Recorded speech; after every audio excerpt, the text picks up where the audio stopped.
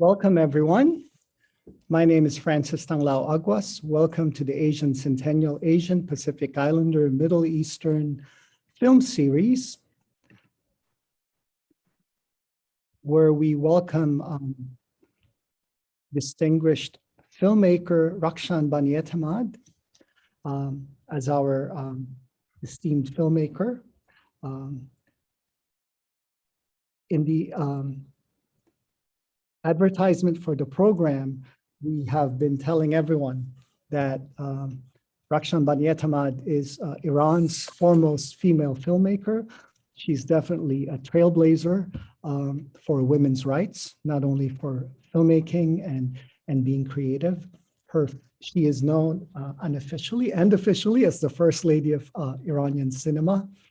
In our class, we have seen one film, Our Times, last week. And today, after this 1-hour discussion, we will watch one more film, Under the Skin of Our City. So it gives me great pleasure, and it is my distinct honor to welcome Iran's foremost filmmaker, Rakhshan Banietemad. We are very humbled and honored by your presence here at the College of William and Mary on occasion of the Asian Centennial, where we really thought about bringing you here to represent the kind of role models for our students now and in the future, and what they can do with film and the creative arts and using your voice. This course is teaching students about agency, about self-initiative, about taking control of the changes that you want to see in the world. And you are definitely a shining example for all of us. So welcome. Thank you. Thank you so much. من خیلی خوشحالم. ممنون از دعوتتون و امیدوارم این جلسه مفیدی باشه برای همه دانشجویان. Okay, so I'm acting as the translator. She's very honored to be here, and she hopes that this short session kind of allows everyone benefit from this experience. And thank you. Professor Maryam Ghorbankarimi is lecturer of film at Lancaster University in the United Kingdom. We are very happy that you can join us today or tonight or this afternoon, early evening in the UK. Before we start, I wanted to say special thank you to Professor Laudan from the UK and Professor Anne Rasmussen, without whom we would not have reached Rakhshan Banietemad and even Dr. Ghorbankarimi. So many people have been here. And this event is brought to you by Global Studies, Asian Pacific Islander American Studies, with the co-sponsorship of Film Studies. So we are ready to get to know the great work of Rakhshan Banietemad. And if we can jump off this conversation between the three of us and later on the students and the audience, when we have had filmmakers here visit in the class. It's a class called Sex and Race in Plays and Films, Pedagogies Towards Justice and Freedom. Our students and our audience are very interested, Rakhshan, if I may, in getting to know your origin story. How did you become the person that you are? You can answer it as a filmmaker, as a woman, as an individual, as a human rights activist, anything. How did you become who you are? I will translate this very short. دارن سوال میکنن، همون سوال اولشون که پرسیده بودن که شما چطوری کارتون رو شروع کردین، چه به عنوان هنرمند و فیلمساز، چه به عنوان خانوم و همچنین به عنوان یک فعال اجتماعی.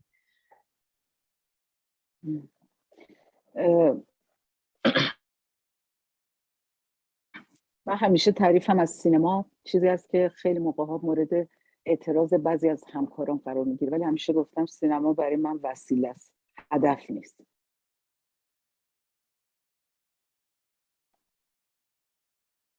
میگم مریم جون که شما.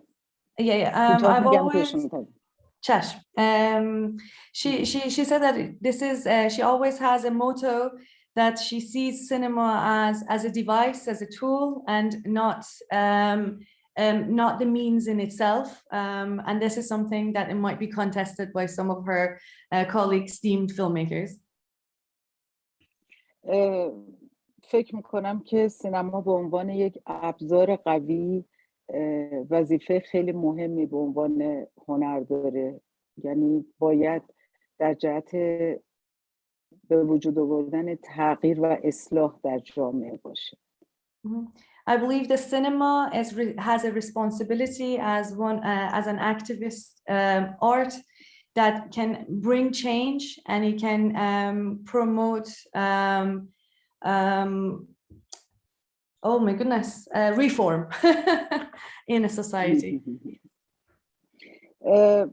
من به دلیل شرایط خیلی خاصی که همیشه فکر میکنم یک شانسه، در دوره نوجوانیم در مسیری افتادم که با مسائل اجتماعی و بی‌عدالتی‌های اجتماعی رو در رو شدم. I always reflect back on this, that due to circumstances and sometimes by luck, I say that when I was only a teen, I was confronted with some of the injustices in the world. و در واقع من با اون حساسیت‌های اجتماعی بعد به سینما علاقه‌مند شدم. And then these kind of sensitivities towards these societal issues that I was confronted was the basis of then me choosing cinema as the device to speak. یعنی بیشتر از اون که من شیفته پرده نقره‌ای سینما باشم، در واقع یک جور احترام میگذارم به قدرتی که سینما برای تغییر اجتماعی داره. Before the love that I have for the silver screen, I am very much so care about the ability that cinema has in changing a society, the change that it can make in a society. و همین دلیل حساسیت‌هایی که من نسبت به شرایط اجتماعی به طور کل، به شرایط ناعادلانه اجتماعی از یک طرف و مشکلات و مسائل زنان که از نزدیک می‌دیدم و حسشون می‌کردم، در واقع سینما برای من مفهومی جز این پیدا نکرد که سینمای اجتماعی تنها سینمایی که بهش علاقه‌مندم، چه در سینمای داستانی و چه مستند.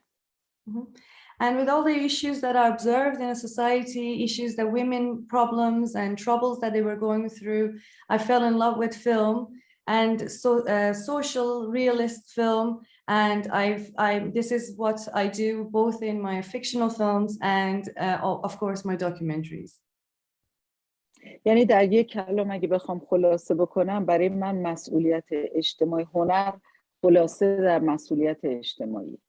And if I want to summarize this in short, I believe that my art is tied to my responsibility within my society. So my art needs to be responsible in what it delivers to the society. و در عین حال یک زن هستم که مسائل زنانم طبیعتاً توی کارام نقش اصلی داره. And of course, because I'm a woman myself, of course, the women issues is always ingrained in my work and what I do. Okay, shall we? Is it? جواب سوال بشه. And she says, like, I hope that this slightly responses to your question. Yes, it does. If speaking of which, from what you were speaking about, the social issues that you faced at a young age that made you commit to being an active human. Could you take us back to some of these moments and what that was like, the specific moments in your life where you saw a social issue that you really cared about, and then your relationship with film and the moment where you decided, you experienced something with film and then you decided, this is it. Film will be the medium by which I will advocate for social change. در واقع دو تا سوال کردم. یکی این که میشه مثال بزنیم که گفتیم که در جوانیتون که مسائل اجتماعی که باشون روبرو شدین باعث شد که اصلا پایه این بشه که بعداً به سینما روی بیارین. و سوال دومشون اینه که خب تا چه موقعی حس کردین که سینما در واقع میتونه وسیله‌ای باشه که اون حرفی که میخواین بزنین و اون مسئله‌ای رو که میخواین مثلا مطرح کنین یا زیر سوال ببرین وسیله درستیه برای ابراز این احساس؟ خب ببینید من الان یعنی با گذشته زمان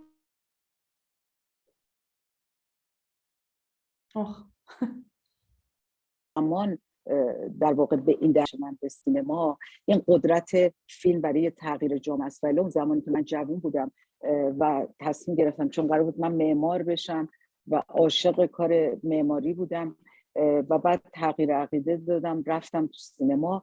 اون زمان طبیعتا من جوان بودم و اصلا همچین تحلیلی که الان میکنم نداشتم. بعدها فهمیدم که این که من رفتم به طرف سینما اون دلایل تجربه هایی بوده که از قبل و اون حساسیت اجتماعی بوده و الا فکر میکنم خیلی باید آدم خارق العاده می بودم که در سن جوانی دلیل گرایشم به سینما رو اون موقع نه اینا رو بعداً فهمیدم که چرا به سینما وابستم.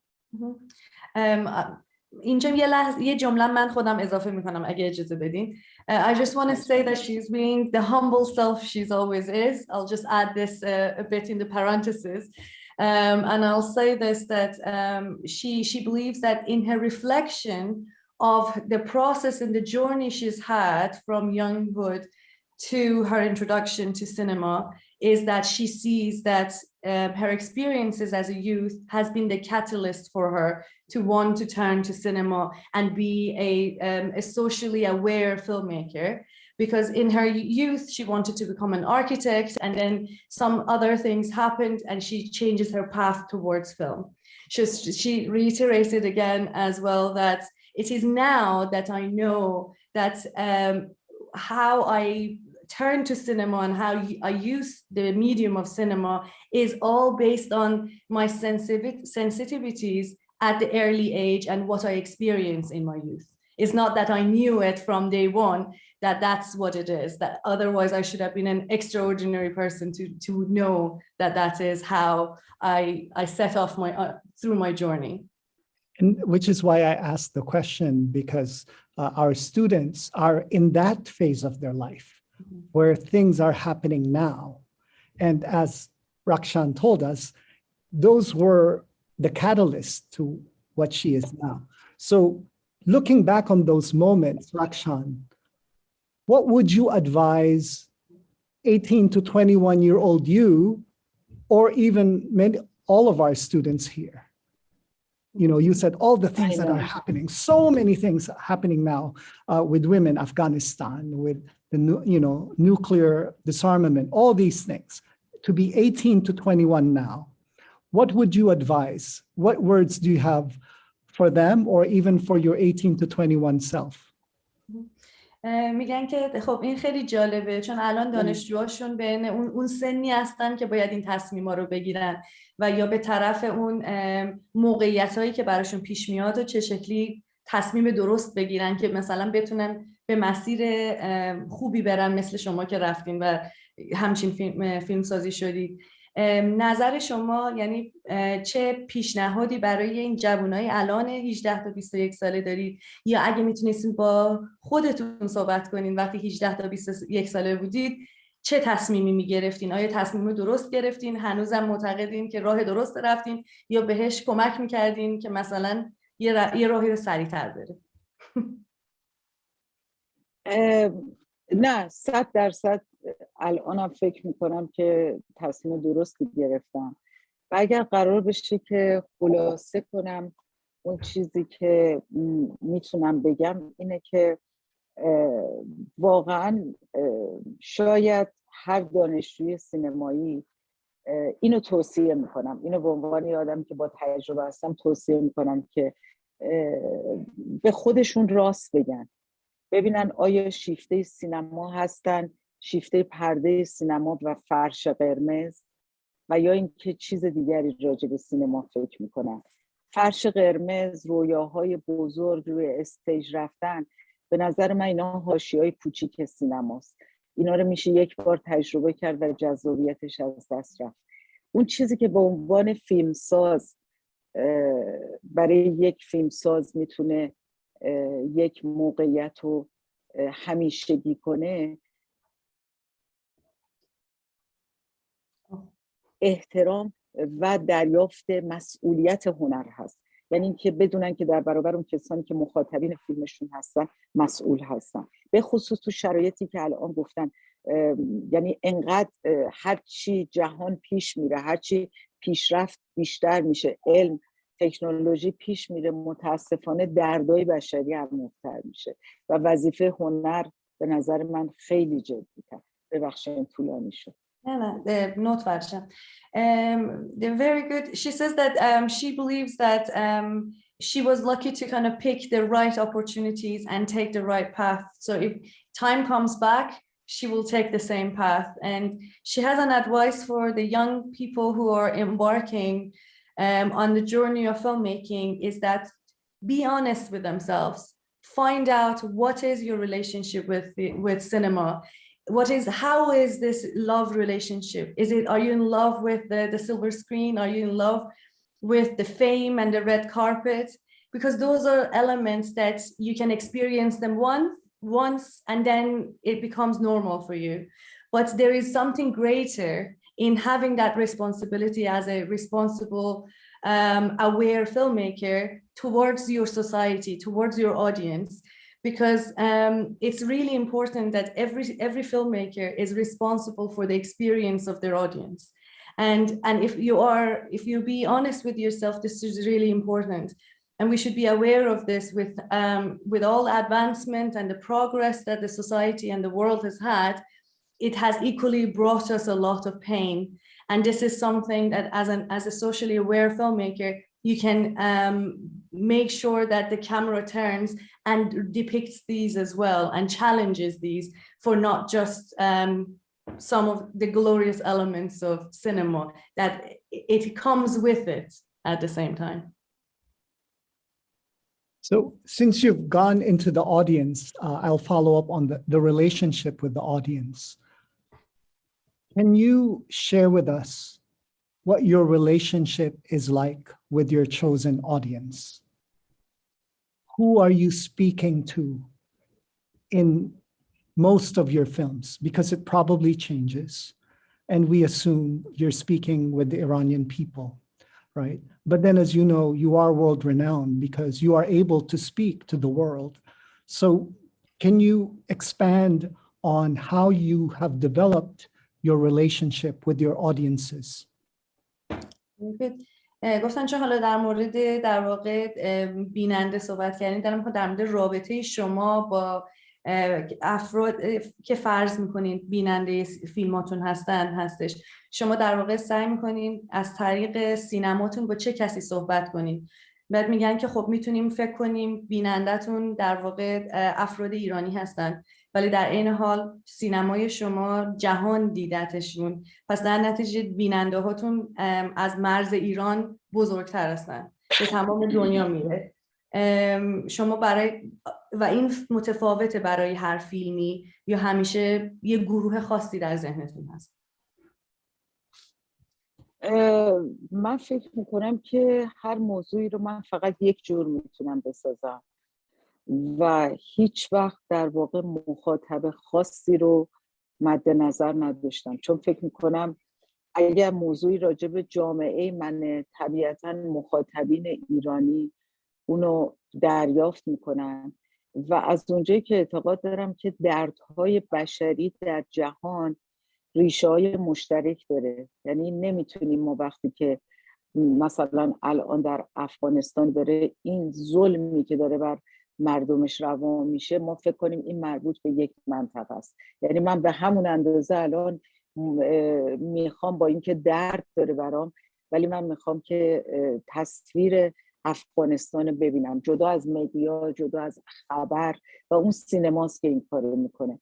به نظر من میشه مخاطب ایرانی به فرض دریافت نزدیکتری از فیلم من داشته باشه، ولی همیشه دیدم وقتی که به لایه‌های عمیق دردای بشری و به تابوهای فرهنگی میپردازیم، اینا برای جوامع دیگه هم قابل درک و اشکال مختلف. خیلی ممنون. She says that whenever I have, it is the subject matter, the sujet of my film is what matters to me, and the audience relationship to it. Sure, in certain aspects, perhaps an Iranian audience might have a closer understanding of some of the details of some of the subject matters that my films are depicting, but at the same time, cinema is a universal language. The pain and some of the issues that my films are showing, the roots of these certain issues are very similar in different parts of the world. So different audiences across the world can relate to it in the same way. For example, today, when we know the pain that is happening in Afghanistan, we cannot say that it is confined and it is only unique, it is just for them. It is something that we all, as human beings in the world, we are sharing. And beside the media and the news outlets that are depicting that, I want to see that. I want to see stories coming out of there to relate to them. And I believe that's what cinema can do, can bring those stories and the taboos and the issues that do exist are in a way universal, and different people can relate to them in a different way. So she doesn't really have a specific group of people as her audience. She's trying to speak to whoever that can relate to those core rooted issues that her films are trying to pinpoint. No, and we can see that in the film. So we're going to go a little bit deeper now into the specific film that we saw, Our Times, about Arezu.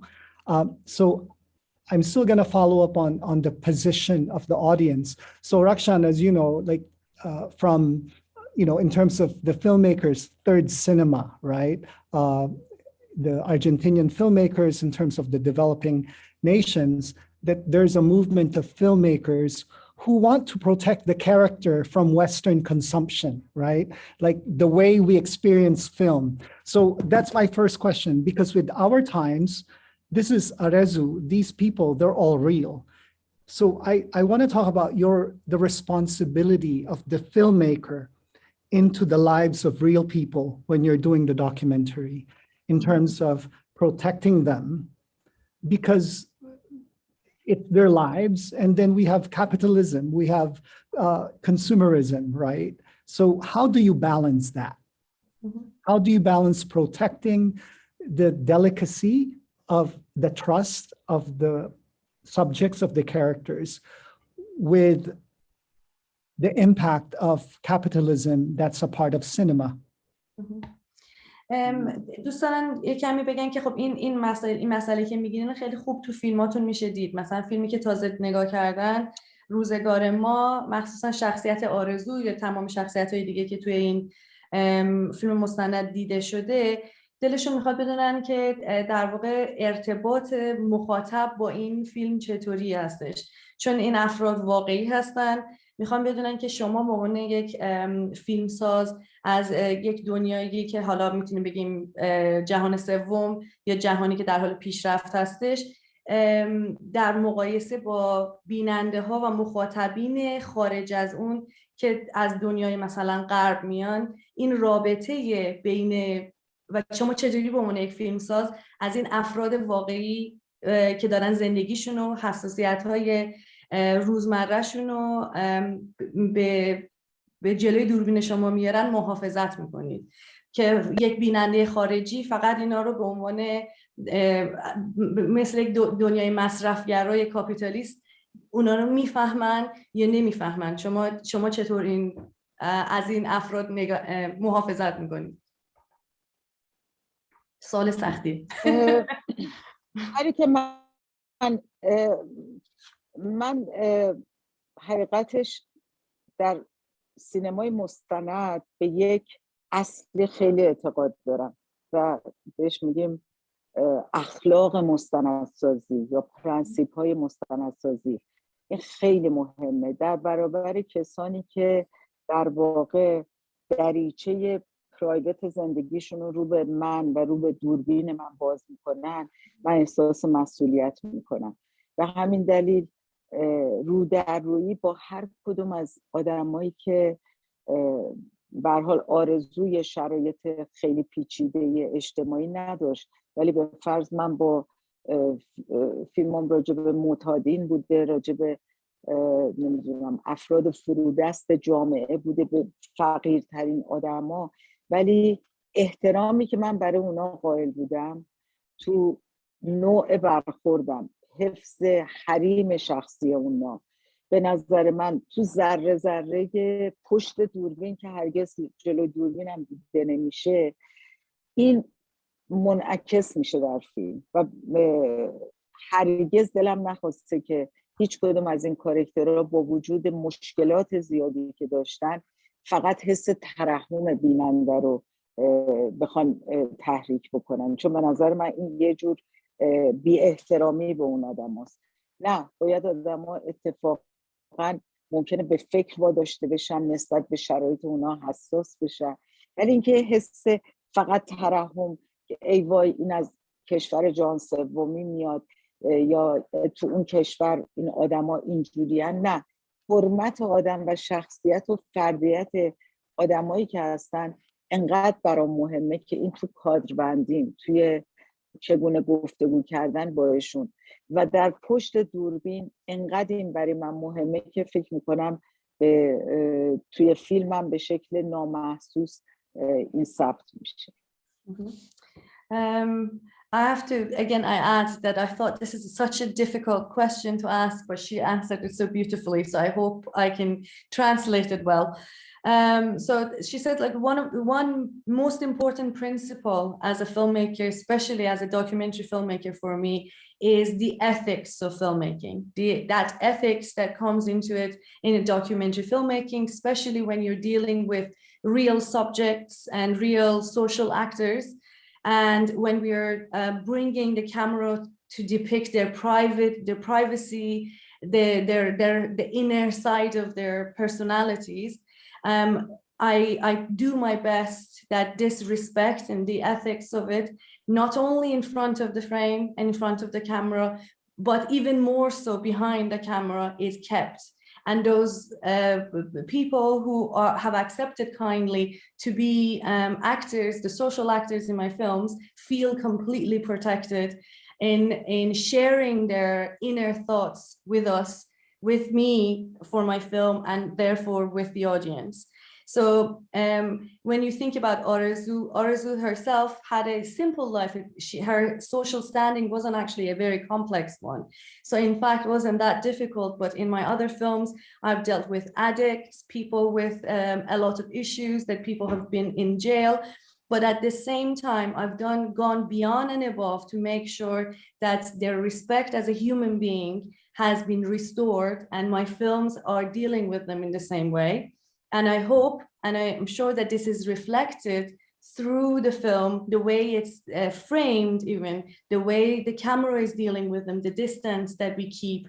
And what's above and most important thing that I care about these subject matters is that I'm not looking for audiences, especially audiences that might come from, from that capitalist perspective that you were asking, that they would look at them and just feel sad for them because these subjects coming from the third world and, developing world, but instead they understand them and empathize with them and try to relate to the issues that they're going through, instead of feeling that they are beneath them. So, and I hope that it is through framing, through the aesthetic ways of my storytelling, these are shown, that their respect is restored throughout. No, I agree. So there's two ways I can go with this discussion now, Rakhshan. Shukran. The first one is in terms of the respect behind the frame with Orzu, like when you were in the highway was when you found out that she had found a home, right? But there was a little surprise. It's you know, in theater, we call it the fourth wall, right? Because we know you have a crew, but you don't, the crew comes into play with the loan for the deposit for the apartment. Can you take us back to that moment? Like, when was that difficult to include your crew in the story? And also, that must be very difficult, the intervention, right? Again, you talked about the distance, but at some point, these are human to humans, right? There's an interaction there. So when Orzu was having a hard time getting the deposit, tell us about the decision for, did you know that the crew was pulling money to loan her? And how was your creative process? And like, oh my goodness, we're crossing the boundary between subject and crew, right? اون قسمت جالب فیلم روزگار ما رو اونو فهمیدیم که وقتی که دست اندرکارا کمک میکنن خونه‌شون. بله و میگن که خب اون یک لحظه خیلی خاصیه که مثلا همون که مثلا چیز برخت که میگیم که دیوار سوم چهارم شکسته میشه و در واقع تو خب فیلم‌های دیگه‌تون خیلی میبینیم که دست اندرکاران داخل فیلم هستن، ولی اینجا اون پرده بین در واقع جلوی دوربین و پشت دوربین میشکنه و شما به عنوان این فیلمساز در اون لحظه چطوری تصمیم گرفتین که این موضوع رو به چه صورتی توی فیلم ارائه بدین؟ این اتفاق که با هم در واقع یعنی برامون توضیح بدین چطوری اون صحنه به وجود اومده. من خوشحالم که اینقدر با دقت فیلم رو دیدم و به خیلی نکته ظریفی اشاره کردم. خیلی خوشحالم از این قضیه. ببینید واقعیت اینه که اومدن آرزو از یک نقطه خیلی جنوبی شهر تهران به یه نقطه تقریبا میان شهر و پیدا کردن کار، من اگر توضیح نمیدادم که این اتفاق با کمک و با میل و اشتیاق بچه‌های گروه انجام نشده، درست مثل فیلمایی هست که هپی اند تحمیلی بهش اضافه میکنن، یعنی یه دروغ بزرگ بود. به خصوص در یه فیلم مستند ما باید مشخص میشد که دختری که امکان نداشت، یه دختری با شرایط آرزو بدون این کمکی که گروه فیلم برداری کرد میتونست یه خونه در اونجا بگیره و یه کار به سرعت پیدا کنه. امکان نداشت و من نمیتونستم بدون توضیح اینو تو فیلم نشون بدم، ولی از خود آرزو اجازه گرفتم و بهش گفتم که من اگر بخوام این سرانجام جابجایی تو نشون بدم مجبورم که اینو بگم. اتفاقا خودش چون دختر خیلی باهوشی بود گفت اگر اینو تو فیلم نگین دروغه، برای که من هیچ وقت نمیتونستم این موقعیت داشته باشم. فقط یه چیز کوچیکم فکر کنم براشونم جالبه بدونن که چی شد که همکارای شما تصمیم گرفتن اصلا این کمک رو بکنن.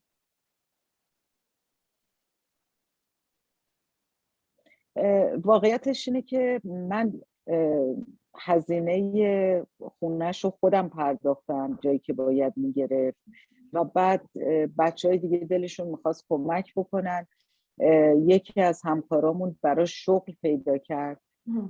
یکی از بچه‌ها دخترشو کلاس زبان انگلیسی نوشت، ولی من دیگه نمیخواستم اینا رو جدا بکنم، اینو به عنوان کمک همه گروه گفتم، نه اینکه به خودم منتسب کنم. در واقع بخشای اصلی خودم کردم و بچه‌های دیگه هم کردم. First of all, she's thanking you to have watched the film so closely, to pick on such an intricate moment in the film. So she really appreciated that how you engaged with the film.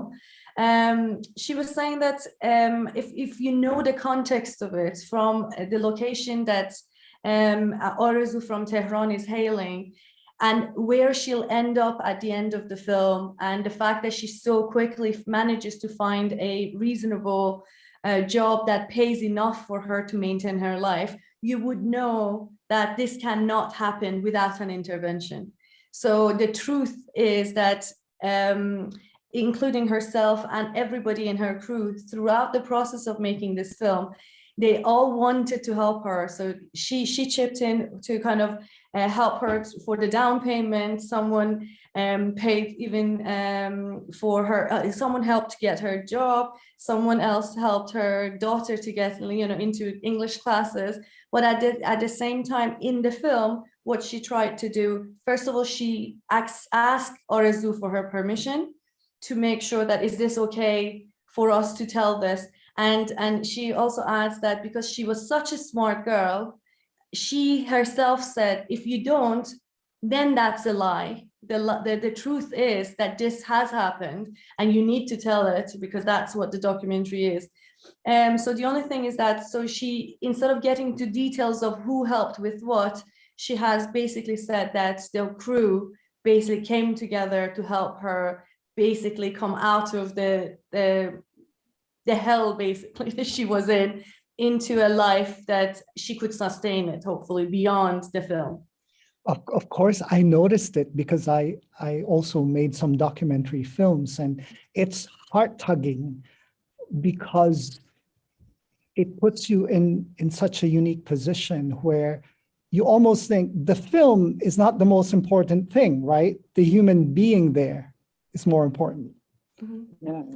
میگن که بله حتما اینا منم متوجه شدم، چون خودم هم فیلم سازم و فیلم مستند ساختم، که بعضی وقتا اون افرادی که دارین باشون فیلم میسازین خیلی مهمتر از خود فیلم هستن و شما تمام سعی و تلاشتون اینه که اون موضوع به اجتماع گفته بشه، ولی اون فرد، اون افراد خیلی مهمه و خب مشخصه که سعی کردین کمکش کنین. اوکی؟ آره، و به خصوص من روی انتخاب افرادی که باشون تو گروه کار میکنم، کسایی هستن که سالهای سال با هم کار کردیم و خیلی به روحیات هم دیگه نزدیکی. And she also adds that and her crew and the people she works with are people that she knows for years and years, and they're all quite understanding of each other's behavior and sensitivities. So that's why all of them came together to help. Great. And going deeper into the film, there is one line. I forget if it was the real estate agent. No, the second apartment that she almost got. The landlady said, "Oh, now you care about the poor because Madame is in a film." Do you really care about the poor, or do you care about the poor because you're making a film? Can you talk to us about how the characters you meet as a result of the main character change the film? Or, you can tell us stories about, because that woman she deserves her own film, right? She is like a feminist theorist when she said that, right? I was like, that is such a powerful statement. So share with us just some of the joyful stories when you meet secondary characters as a result of the journey of the protagonist. دوستان یه کمی دوباره عمیق‌تر وارد فیلم بشن.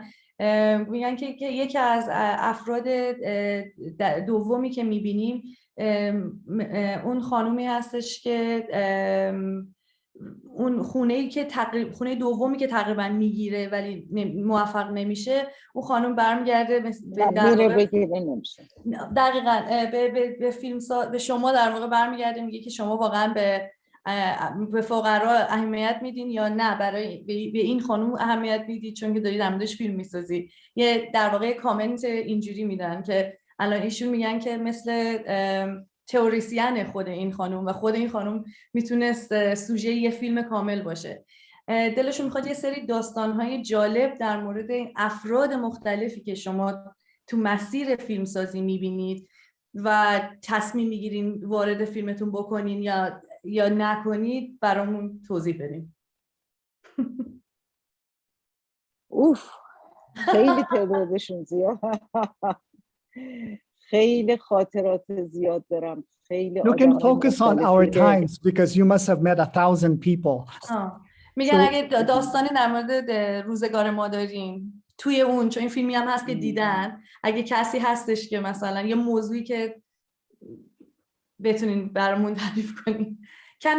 تا شما فکر میکنین من یه چیزی بگم در مورد فیلم این فیلم ها رو به کی نشون میدین. Can I just add a comment on this because if yes. you yourself and your students are interested, one of our earlier films is called Who Do You Show These Films To? It's such a brilliant film, and I think that whole film is made out of these little synopses, little stories of different characters, because there are several main characters in that film. And at first you don't know which one we're going to follow, and finally some of them become the protagonist. So if you're interested in that, I Absolutely. really encourage you to watch that film. It's We'll brilliant. reach out to her distributor, because this is my first Rakhshan Banietemad film. Of course, I've seen Makmal Baf, White Balloon, but in documentary, whether it's Maisels or Leacock or all of them in documentarian, I love your eye for featuring the secondary characters, right? That's just genius. So I want to know more about the process of when, or more people. من فقط گفتم که اگر که به این موضوع خیلی علاقه من دارن، اون فیلم مستند شما که این فیلم ها رو به کی نشون میدین، به نظر من شاهکاریه که در واقع همینه، چون تعداد افراد جالبی که دلمون میخواد 3 ساعت بشینیم ببینیمشون تو اون فیلم خیلی زیاده. و ایشون هم داره میگه که همون برامون توضیح بدین که چجوری اصلا این افراد رو پیدا میکنید مثلا.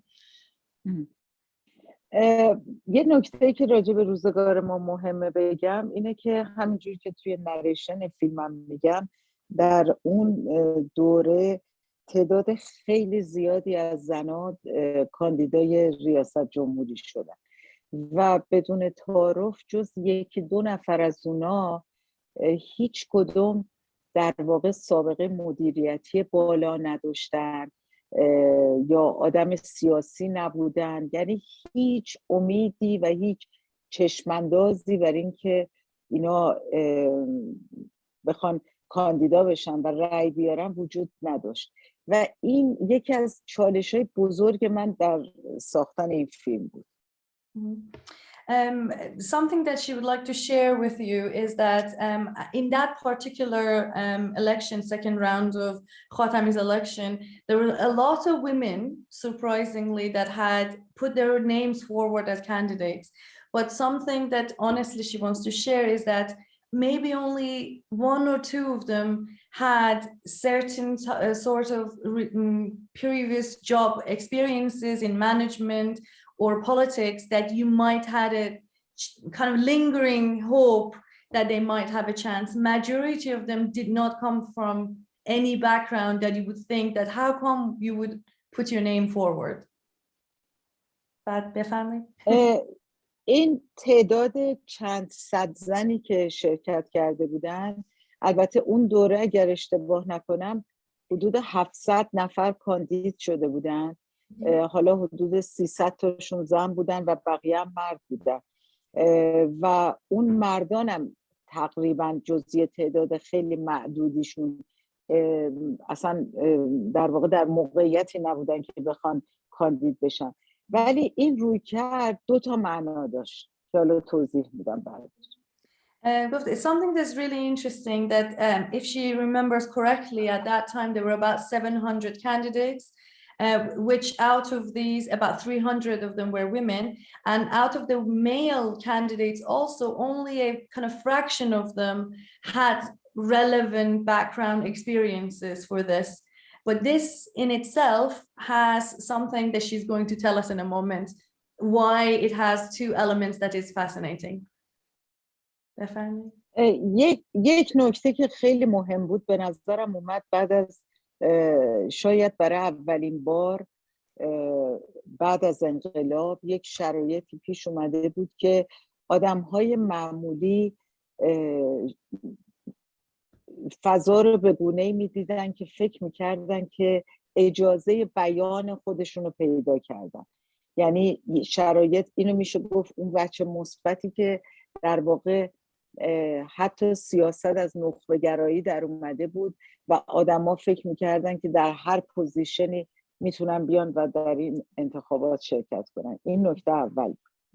So the first main point was that there was some positive change in our political outlook at that particular time in history, that anybody believed that they have a voice, and politics was decentralized and was no longer elitist in its position.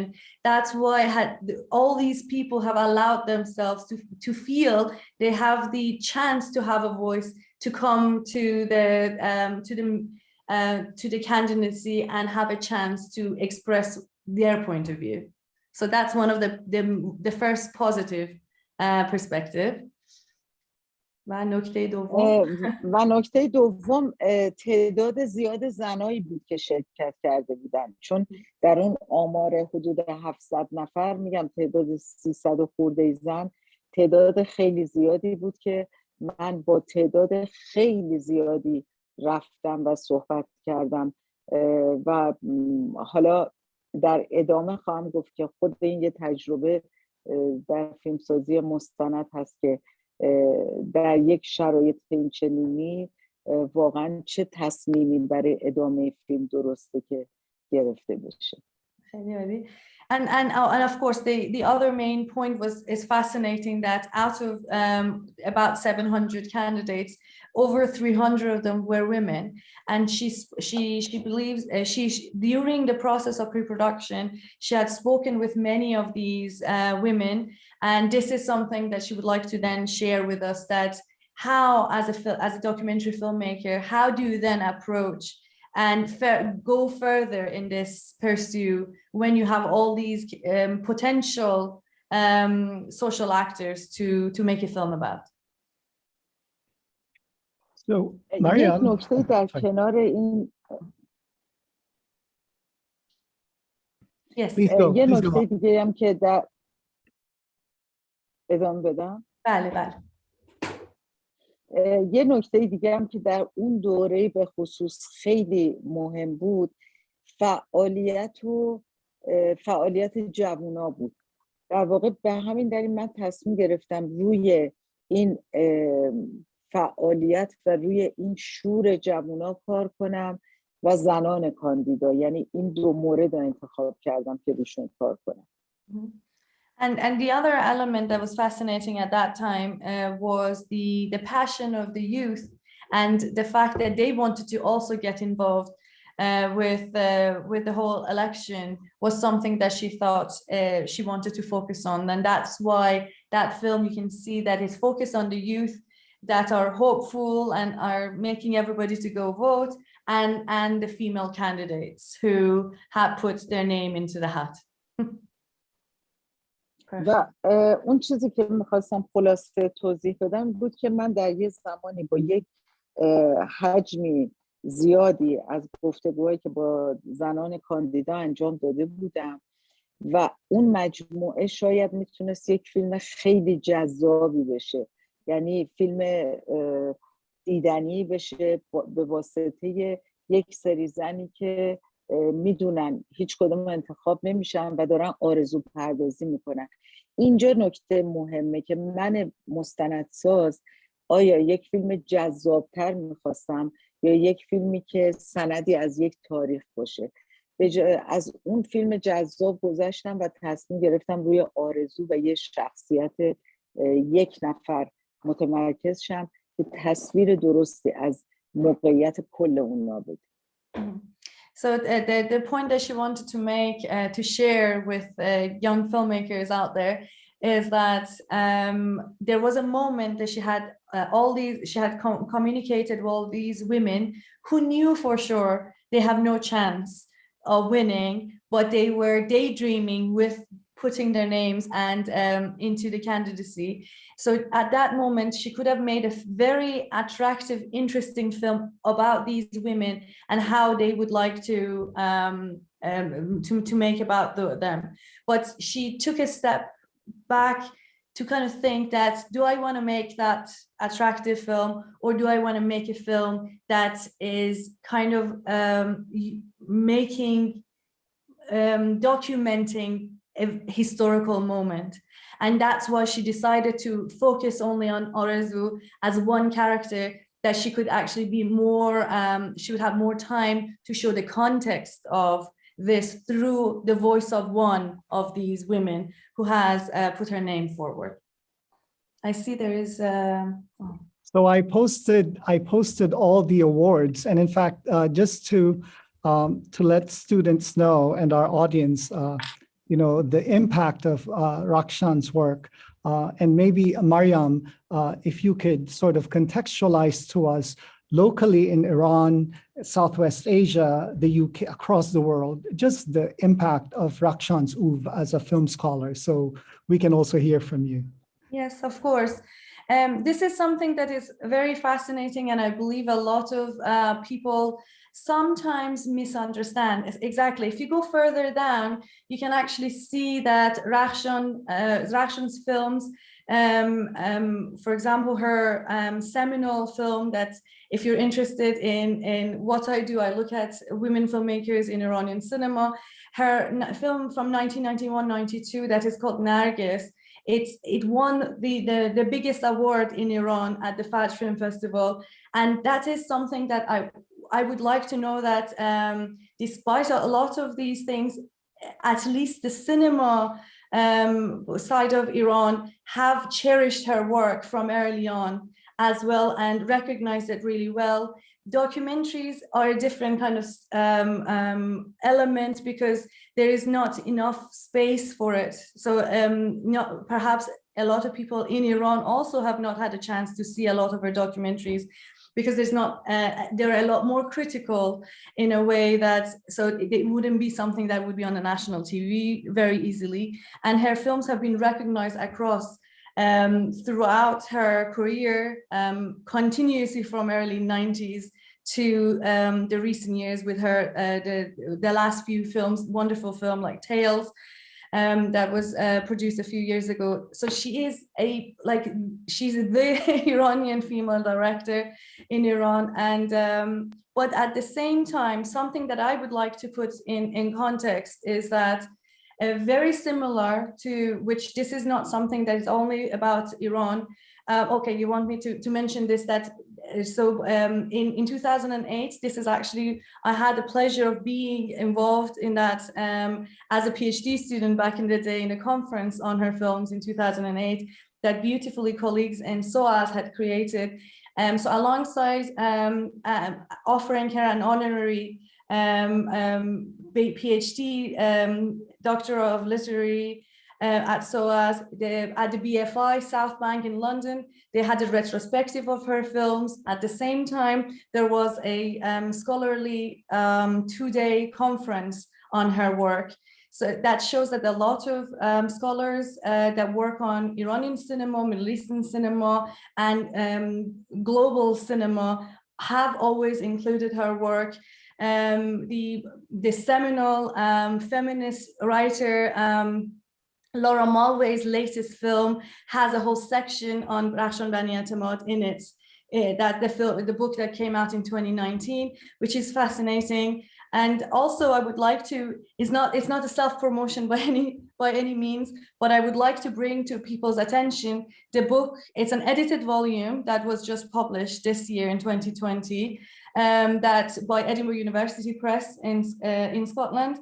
It's the works of Rakhshan Banietemad, and if you're interested, there is a whole section, there's an interview a lot more in depth than what we managed to cover, that I had the pleasure of having a conversation with Rakhshan, and there's a detailed kind of element about this that as an interview included in this book, as well as if you go to the chapter list, you'll see there's works by, you mentioned Professor Ladan Nushin. They have a wonderful chapter on the influence of sound, the play of sound in Rakhshan Banietemad's films.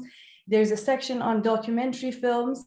In fact, there's a specific chapter on our times, and I myself have a chapter in it that do talk about the influence of basically proving Rakhshan's authorship through her documentaries and how elements of her documentaries have made their way in her fiction films. May I ask, I didn't notice that, because she has a documentary called Under the Skin of the City, and she has a feature film in early 2000 that is Under the Skin of the City. Which one is it that you're watching? The documentary? I think we're watching the feature. Oh, the feature film. I have to say, so from it is 2001. the Moscow Film Festival Grand Jury Prize. So it's yes. So it's and that's such a wonderful film. So one of the things that I say, elements of her documentaries make their way. The mother character in the film you're going to watch, you will love her. The Golabadine in that film that she has done, it is a fictional character, but if you have seen her earlier documentaries, you will see essence of real women that she has seen and made. So the film that it says that who do you show these films to? It's a tagline you hear from the mother character in her film Under the Skin of the City. And that's something that I love, how you can see that while she has these more crude, more kind of direct camera documentaries that might not be for every audience, then she brings them and turns them into films that elements of melodrama, love, everything, that it can widen her audience. So one thing that we were talking about audiences, at that point we were talking about documentaries. So one thing that I love and I cherish about her filmmaking is that while we know that documentaries have unique audiences and it's not for everybody, but she has managed in her career to turn documentaries into fictions that can be palpable, can be accepted by anybody. And that's something that is really nice, that you've seen one of her documentaries and now you're watching one of her best films, I think, ever made. So I hope you really enjoy it. We enjoyed our times. And so as a transition to prepare us for Under the Skin of the City, so I'm a director, right, working with actors. Rakhshan, can you share some of your principles or philosophy in terms of acting, the actor-director relationship? As you know, in America, we have the whole studio theater form, the studio, right? The method, the Marlon Brando. And then you have social realism with the Italians and the Americans also, about the use of, intertwining members of the real community with professional actors, like salt of the earth, right? So what is your philosophy, like with your films, right? With where we are just meeting your oeuvre.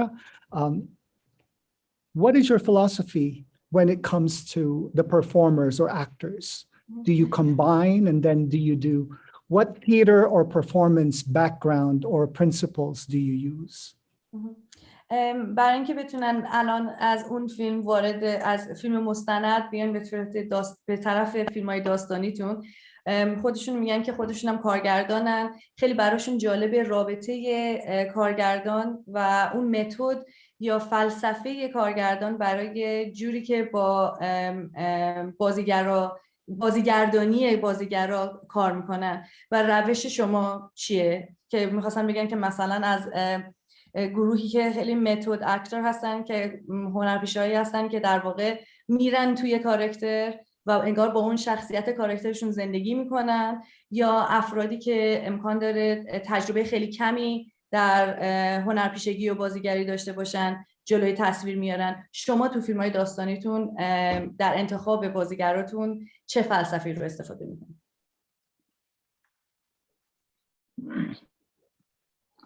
خب من تجربه کار با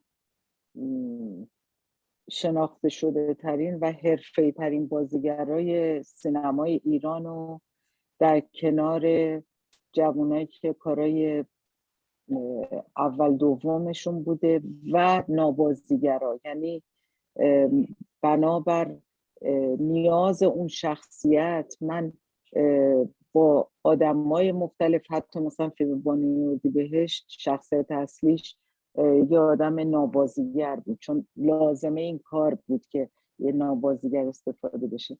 و همین داره من هم با حرفه‌ای‌ها، هم با کم تجربه ترا و هم با نابازیگر و هم صرفا با بازیگرای تئاتر با مجموعه اینا کار کردم. First of all, she says that it really depends on the need of the character in a certain film. Throughout her career, she has worked with very kind of well trained theater actors. I can actually add this in parentheses, the father character and the mother character in the film that you're about to see. They're both very kind of long history of theater performance that they've had, but at the same time she has worked with young actors that became very famous through one or two characters. Again, Under the Skin of the City, the oldest son, he's breaking his becoming the it actor around the time. So his name is Muhammad. Oh my God, Muhammad Reza Furutan. Yes, for a second, I forgot his name. So that's the moment that he was really becoming the #1 actor in Iran. That's his breakout role. It is one of the breakout roles for him. And then at the same time, she has worked with actors that were amateurs and have not had much experience in the past. And that's something that it's the need of the role for a certain film. For example, she gives the example of the May Lady. The May Lady شخصیت خانم بانو رو بهش یا پسرش؟ بله. نه شخصیت. بله. So like the main protagonist in the May Lady, for example, she wasn't particularly with a lot of experience, but that was exactly what the film needed to kind of give the truthful representation. So how is the film quote unquote industry in Iran? Is it an industry or is it more like in terms of when you're making a film, do you feel commercial pressure in terms of the feature narratives where are you answerable to a producer or do you self-produce? Like what is the sort of pre-production side where you have to pass bankability, right? In terms of the control of the producer on your screenplay. Rakhshan writes most, if not all, her screenplays for features. So take us into the pre-production process in terms of how much freedom and agency do you have, which might mean, do you invest your own money or do you have, so basically the commercial aspect, do you feel pressure or is it pretty much the same as in quote unquote Hollywood or is it different? در مورد در واقع سوالشون دو جنبه داره. یکی ساختار سینمای ایران که آیا به صورت اینداستری هستش یا نیست. خب من یه جواب سوالاشون یه کمی بلدم بر همین و اینکه شما چطور فیلماتون رو تهیه کردین. آیا کسی از خارج در واقع چون که در واقع تهیه کننده مالی فیلم بوده در نتیجه کنترل فیلم دست اوناست یا کنترل فیلم دست خودتونه؟ اگه میشه یه کمی در مورد این من اول یه جواب بدم. من فیلمسازی چون شغلم نیست و زندگیمه، به همین دلیل زمانی تا هیچ وقت دست به ساختن فیلمی نزدم که مجبور شم چیزی رو بنا به خواست سرمایه گذار یا تهیه کننده خلاف اون چیز که خودم فکر میکنم انجام بدم. یعنی خودم رو در اجبار ساختن هیچ فیلمی که بخوام تابع خواست و شرایط دیگران باشه نکردم، حتی اگر این باعث شده که 10 سال بین فیلمسازیم فاصله بیفته. She's responding that because filmmaking is not my profession, is my life. I have never committed to the type of film because it was dependent on answering to an investor or a producer that would dictate to me to kind of change my point of view and perspective. I've never made a film in that context, and that might have actually meant that there is large gaps between one film to another. And if I may, in parentheses, I'll add this, that in Iran, you do have the industry set up not obviously as what you're calling Hollywood in a sense. You have certain, in the 80s, you had certain areas of kind of governmental fundings that existed for film, but growing from late 1980s up to today, you have more private investment in films as well. That does happen. And of course, there are certain private investors that would invest in great directors like herself and some other seminal filmmakers, and they would put their money and keep away to allow them flourish. But then, of course, you have a lot of films that are commercial films that are being made because certain actors are in them, because there are certain topics that people, they think they will sell at the cinema. But this is not her approach to filmmaking. Which is, I mean, the integrity of the artist is very clear. So I'm going to macro out, zoom out the big picture beyond film, and I will ask both of you the last question. I can ask you for 5 more hours. I can talk to you for 5 more hours. Before I ask the final question, that will lead into the audience also. We do hope that this pandemic settles down. In addition to, we have not even explored what possibilities there are to have Rakhshan be here on campus and meet our students and spend time with you and break bread, because we will certainly dream and work towards that. Because this is the next question. As you know, between this Zoom space are 3 countries, the United Kingdom, the United States, and Iran. Mm-hmm. As members of this community in Iran and in the diaspora, what would you like the rest of the world to know about Iran and Iranian people or Persian people? Right? I told you it's very macro, right? Because this is why part of why we invited both of you, right? Because in theory, we would love for both of you to be here, because so much there needs to be a bridge that film does. Right? But we want to hear from you what you would like all of us to know.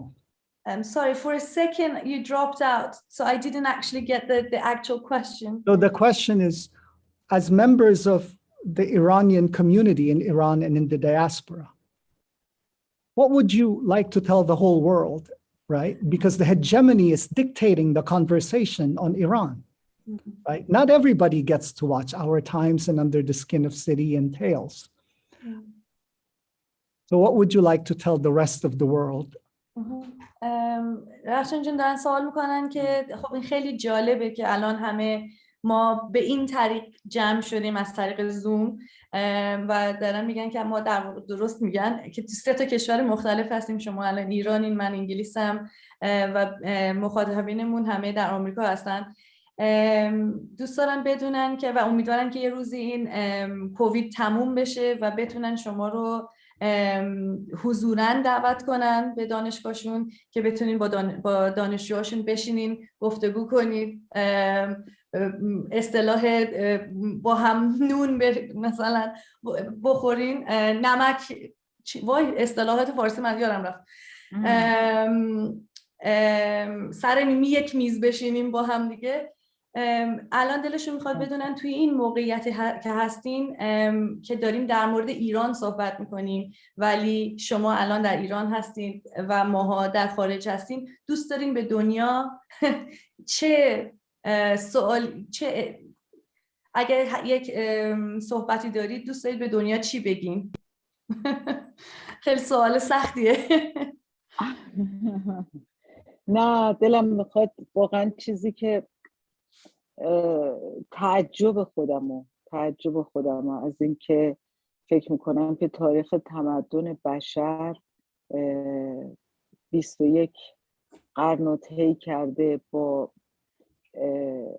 پیشرفت همینجور که اول گفتم تکنولوژی، علم، هنر، فرهنگ، و الان وقتی نگاه میکنم میبینم که در یک جایی در جهان از خشونت و از جنگ ایستادیم که بشر باید خجالت بکشه از اینکه این همه پیشرفت برای چی بود. من فقط امیدوارم که به خودمون برگردیم، به حکومت‌ها که هیچ امیدواری نیست. ما ملت در همه جای دنیا، فارغ از نژاد، دین، مذهب، هر چیزی، به خودمون برگردیم و ببینیم که این تاریخ تمدن بشری واقعا قرار بود ما رو به اینجا برسونه.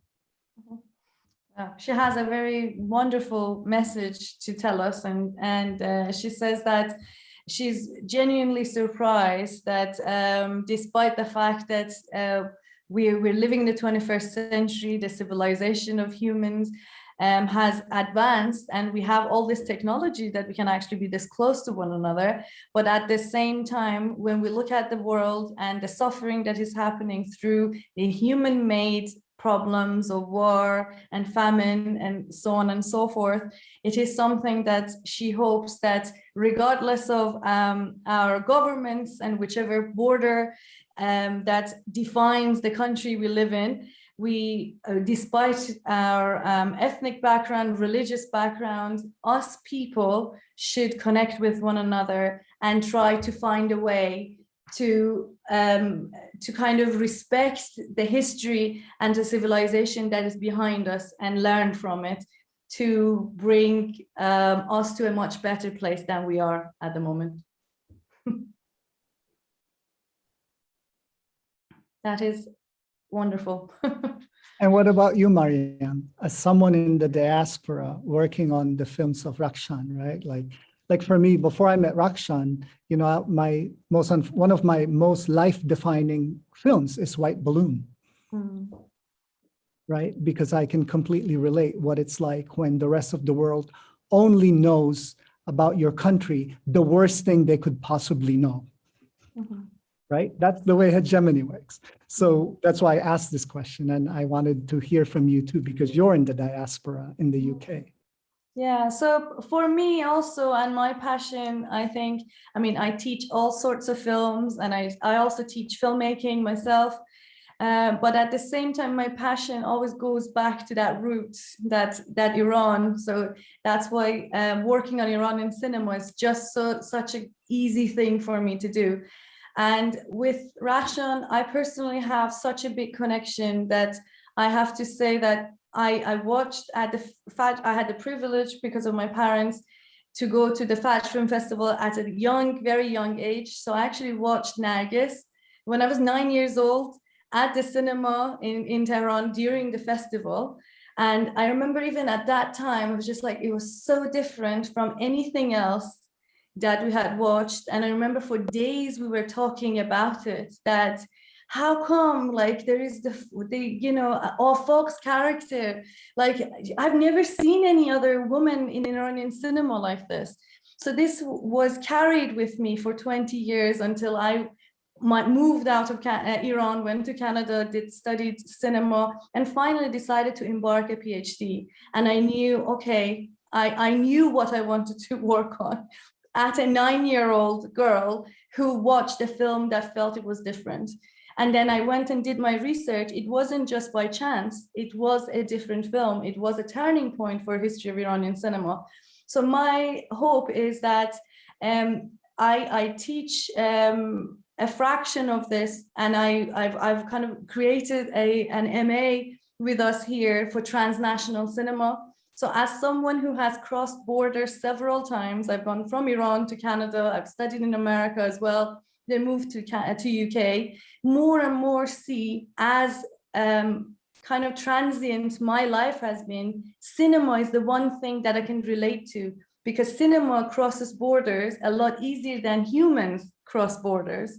So I hope that in my teaching, we can actually genuinely decolonize film studies and bring world cinema and teach it, because once we teach world cinema in a correct way, hopefully then our students will have a better understanding of the world, and then we won't other ourselves and the other people just because they're on the other side of the border.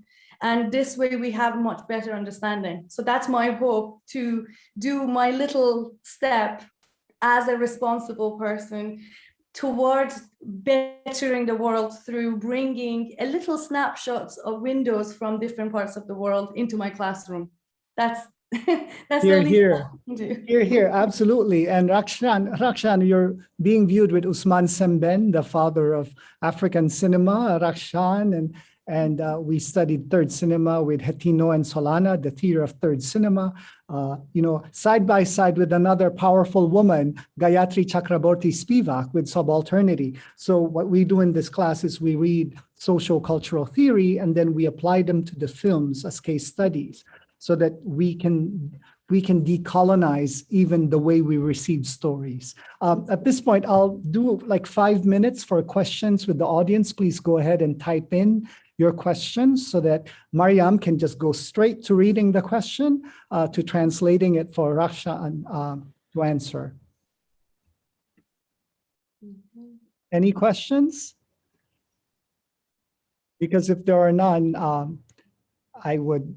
I have so many more questions, but Rakhshan,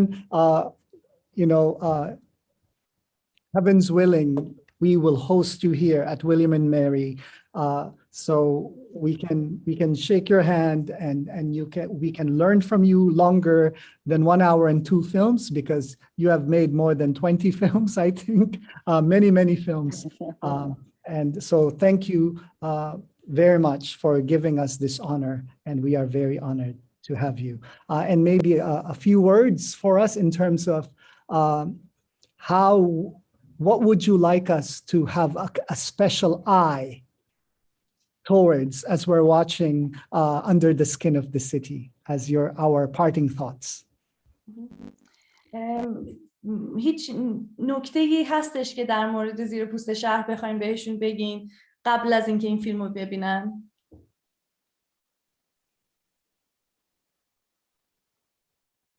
رخشان جان هستین اونجا؟ شنیدین سوالمو؟ زیر پوست شهر یکی از فیلم‌های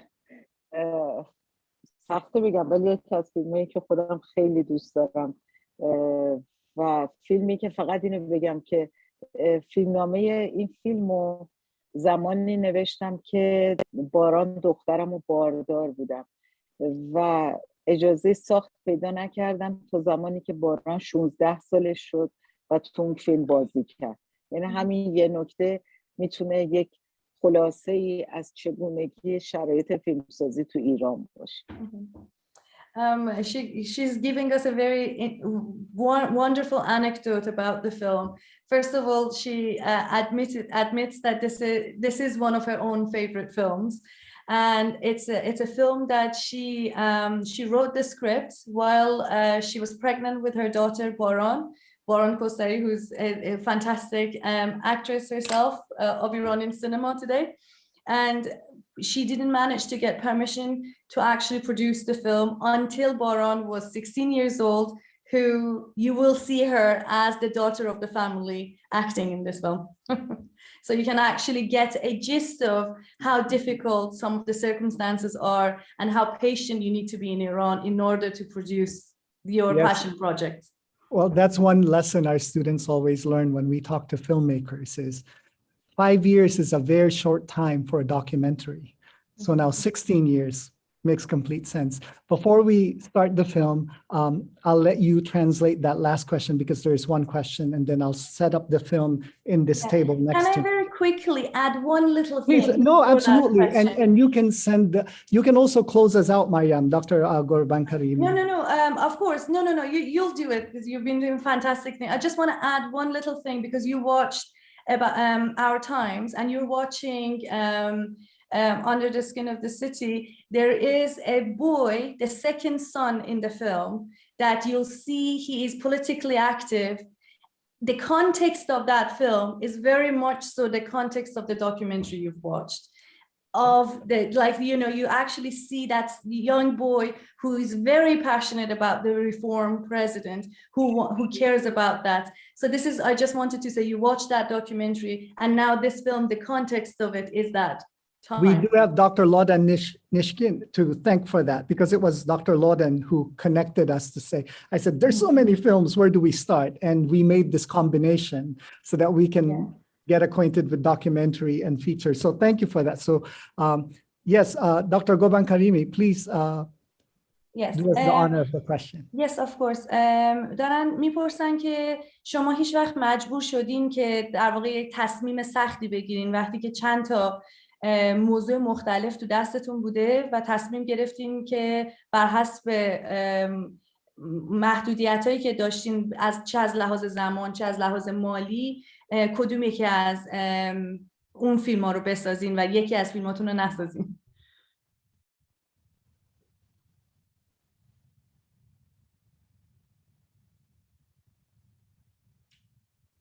شنیدین سوالم رو رخشان جان؟ اینترنت نوسان داره و من قطع و وصل میشم و مگه درست شنیده باشم بله میتونم حدس بزنم چون کلمه بعضی از کلمات رو شنیدم. موضوعات زیادی هست که تو ذهنم برای ساختن بوده ولی همیشه به سراغ اون موضوعی رفتم که با وجود محدودیت‌ها تونستم اون چیزی که در ذهنم بوده رو بتونم بسازم. ولی موضوعاتی بودن که به دلیل حساسیت‌هاشون باید انقدر اونا رو گنگ میگفتم که قابل دریافت نبوده و طبیعتاً تصمیم گرفتم اصلا سراغشون نرم و اونایی رو برم که تونستم خط قرمزا رو تا حد ممکن عقب بزنم. خیلی ممنون. She says, yes, of course, there's always been, it's been a challenge to know which topic to pick on and which one to actually seriously pursue.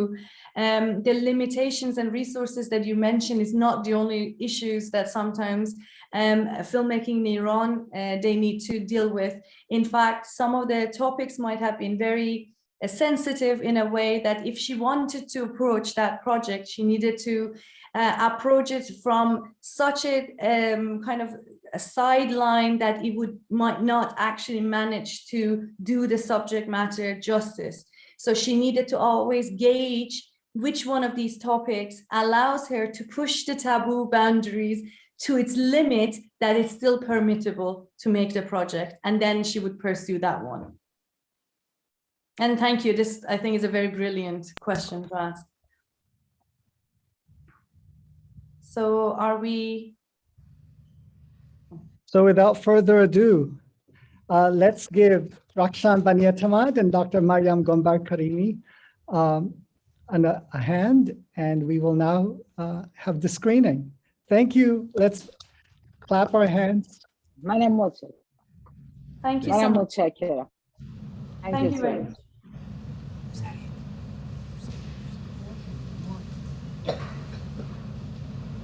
شما اهمیت نقش زنان کارگر رو در انتخابات مجلس ششم که پیش روی ماست چگونه می‌بینید؟ اهمیت نقش زنان بله. مشاغلایی که زنان بله دارن اینا باید به اونها باید توجه بشه به اونها. زنایی که زحمت میکشن. میبخشید خواهر، به نمایندگانی که رأی میدید ازشون چه انتظاری دارید؟ انتظار از نمایندگانی که رأی میدیم این هست که ایشون دارن نمایندگان با خدا باشن، مسکن و بیمه رو بدونن. خیلی ممنون خواهر. خیلی ممنون خواهر. خسته شدم، من نمیتونم بگم جدی این آدم لالمونی میگیره پشتم درگیره. باشه خودت بگو. خانم رحمانی ماشاءالله خود زبون داری. بگو. خانم جوانی مشکلی ندارید. نگه دارید. بگو یه پسر جاماز داریم. تک تک میتونید صحبت هممون مریضیم. آسم داریم، آرپیز داریم. اگر اجازه بدید چند لحظه اجازه شما ما میتونیم یه چند پلان کار کنیم. بفرمایید سر کارتون اونجا باز میایم یعنی چند تا صحنه میخوایم بگیریم. من از پلان چند تا صحنه